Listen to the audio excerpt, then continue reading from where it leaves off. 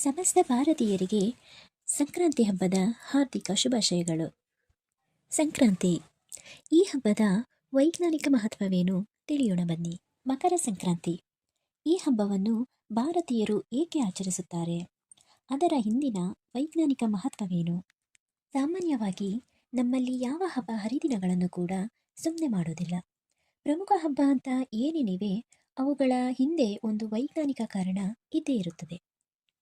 ಪಂಚಭೂತಗಳಿಂದನೇ ನಮ್ಮ ಶರೀರ ಮತ್ತು ಜಗತ್ತಿನ ಸರ್ವವೂ ಆಗಿರುವಾಗ ಬ್ರಹ್ಮಾಂಡದ ಬದಲಾವಣೆಯನ್ನು ಮೀರಿ ಇಲ್ಲಿ ಏನೂ ನಡೆಯೋದಕ್ಕೆ ಸಾಧ್ಯನೇ ಇಲ್ಲ. ಬ್ರಹ್ಮಾಂಡದ ಪ್ರತಿ ಚಲನೆ, ಪ್ರತಿ ಬದಲಾವಣೆ ಕೂಡ ನಮ್ಮ ಬದುಕುಗಳ ಮೇಲೆ ಪ್ರಭಾವ ಬೀರ್ತಾನೆ ಹೋಗುತ್ತೆ. ಹೀಗಾಗಿ ಆ ಬದಲಾವಣೆಯ ದಿನಗಳನ್ನು ನಾವು ಹಬ್ಬವಾಗಿ ಆಚರಿಸ್ಕೊಳ್ತಿದ್ದೀವಿ. ಹಾಗಾದರೆ ಈ ಸಂಕ್ರಾಂತಿ ಆಚರಿಸೋದು ಯಾಕೆ? ಏನು ಈ ಸಂಕ್ರಾಂತಿಯ ಮಹತ್ವ ತಿಳಿಯೋಣ ಬನ್ನಿ. ಸಂಕ್ರಮಣದ ಕಾಲವನ್ನು ಪರಮ ಪವಿತ್ರ ಕಾಲ ಅಂತ ಭಾವಿಸೋದು ನಮ್ಮ ಒಂದು ನಂಬಿಕೆ. ನಮ್ಮ ಪುರಾಣಗಳಲ್ಲಿ ಸಂಕ್ರಮಣದ ಬಗ್ಗೆ ಸಾಕಷ್ಟು ಉಲ್ಲೇಖಗಳಿವೆ. ಮಹಾಭಾರತದ ವಿಷಯಕ್ಕೆ ಬರೋದಾದರೆ, ಕುರುಕ್ಷೇತ್ರ ಯುದ್ಧದ ಸಂದರ್ಭದಲ್ಲಿ ಅರ್ಜುನನ ಬಾಣದಿಂದ ಘಾತಿಸಲ್ಪಟ್ಟ ಶರಶಯ್ಯದ ಮೇಲೆ ಮಲಗಿದ್ದ ಮಹಾನ್ ವೀರ ಭೀಷ್ಮ ಎಂಬ ಇಚ್ಛಾಮರಣಿ ತನ್ನ ಬದುಕನ್ನು ಕೊನೆಗೊಳಿಸುವುದಕ್ಕೋಸ್ಕರ ಉತ್ತರಾಯಣದ ಪರ್ವಕಾಲಕ್ಕಾಗಿ ಕಾಯ್ತಾ ಇದ್ರಂತೆ. ಉತ್ತರಾಯಣ ಬಂದ ಕೂಡಲೇ ಪಿತಾಮಹ ಭೀಷ್ಮರು ತಮ್ಮ ದೇಹವನ್ನು ತೊರೆದು ಪ್ರಾಣ ಬಿಟ್ರಂತೆ. ಆ ಉತ್ತರಾಯಣದ ಪರ್ವಕಾಲವೇ ಸಂಕ್ರಾಂತಿ. ಇನ್ನು ಭಗೀರಥನ ತಪಸ್ಸಿಗೆ ಮೆಚ್ಚಿ ಅವನ ವಂಶಜರಿಗೆ ಮುಕ್ತಿ ಕೊಡಿಸೋದಕ್ಕೆ ಅಂತ ಭೂಮಿಗಿಳಿದು ಬಂದ ದೇವಗಂಗೆ ಭಗೀರಥನ ಹಿಂದೆ ಕಪಿಲ ಮಹರ್ಷಿಗಳ ಆಶ್ರಮವನ್ನು ಪ್ರವೇಶ ಮಾಡಿದ ದಿನ ಈ ಉತ್ತರಾಯಣದ ಪರ್ವದಿನ ಆಗಿತ್ತು. ಹಾಗೆಯೇ ದೇವರ ದೇವನಾಗಿದ್ದ ಮಹಾದೇವ ಇದೇ ದಿನ ಅಂದರೆ ಸೂರ್ಯದೇವ ಮಕರ ರಾಶಿಯನ್ನು ಪ್ರವೇಶ ಮಾಡುವ ಈ ಪರ್ವದಿನದಂದು ಶ್ರೀ ಮಹಾವಿಷ್ಣುವಿಗೆ ಆತ್ಮಜ್ಞಾನವನ್ನು ಬೋಧಿಸಿದ ದಿನ ಅಂತ ದೇವಿ ಭಾಗವತ ಹೇಳುತ್ತದೆ. ಈ ದಿನವನ್ನು ಜ್ಞಾನಕಾರಕ ದಿನ ಅಂತಲೂ ಕರೀತಾರೆ. ಮತ್ಸ್ಯ ಪುರಾಣದ ಪ್ರಕಾರ ದೇವತೆಗಳ ದಿನ ಶುರುವಾಗೋದು ಇದೇ ಸಂಕ್ರಮಣದ ದಿನದಂದು. ಹಾಗಾಗಿ ಇದನ್ನು ಕಲ್ಯಾಣಕಾರಕ ದಿನ ಅಂತಲೂ ಕರೀತಾರೆ. ಇದೆಲ್ಲ ನಮ್ಮ ಪುರಾಣಗಳ ಉಲ್ಲೇಖ ಆಯಿತು. ಆದರೆ ಈ ದಿನ ಯಾಕೆ ವೈಜ್ಞಾನಿಕವಾಗಿ ಶ್ರೇಷ್ಠ ಅನಿಸಿಕೊಳ್ತದೆ ಅಂತ ತಿಳಿಯೋಣ ಬನ್ನಿ. ಪೂರ್ವದ ದಿಕ್ಕಿನಲ್ಲಿ ಸೂರ್ಯ ಉದಯವಾಗುತ್ತೆ ಅನ್ನೋದು ನಮಗೆ ಚೆನ್ನಾಗಿ ಗೊತ್ತಿದೆ. ಸೂರ್ಯ ಮುಳುಗುವ ದಿಕ್ಕನ್ನು ನಾವು ಪಶ್ಚಿಮ ಅಂತೀವಿ.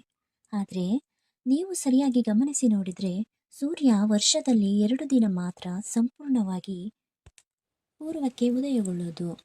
ಆ 2 ದಿನಗಳನ್ನು ಈಕ್ವೆನಾಕ್ಸ್ ಅಂದರೆ ವಿಷುವತ್ ಸಂಕ್ರಾಂತಿ ಅಂತ ಕರೀತಾರೆ.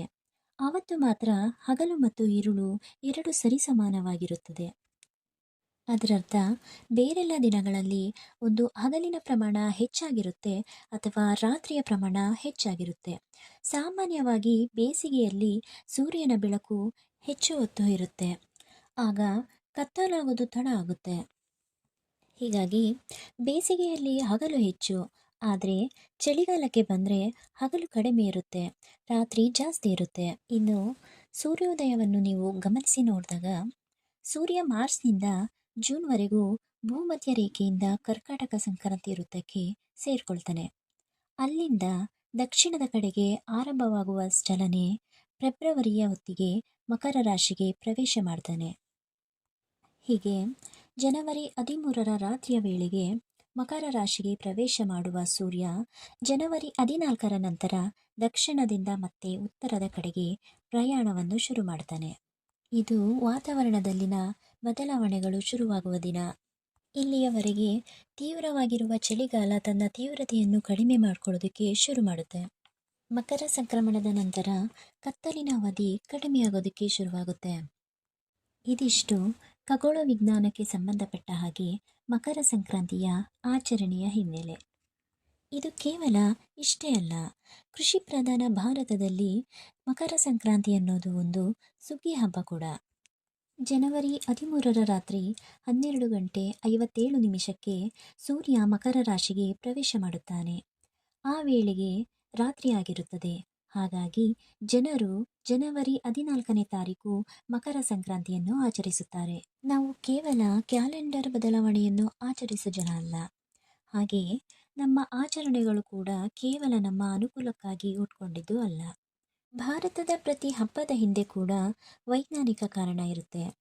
ಸೂರ್ಯ ದೇವನಿಗೆ ದೇವರ ಸ್ಥಾನ ಕೊಟ್ಟಿದ್ದೀವಿ, ಯಾಕಂದರೆ ಕೃತಜ್ಞತಾ ಭಾವ ಹೊಂದಿರುವ ಸಮಾಜ ನಮ್ಮದು. ಯಾಕೆ ಕೊಟ್ಟಿದ್ದೀವಿ ಅಂದರೆ ಸೂರ್ಯನಿಲ್ಲದೆ ಏನೇನೂ ಆಗೋದಿಲ್ಲ.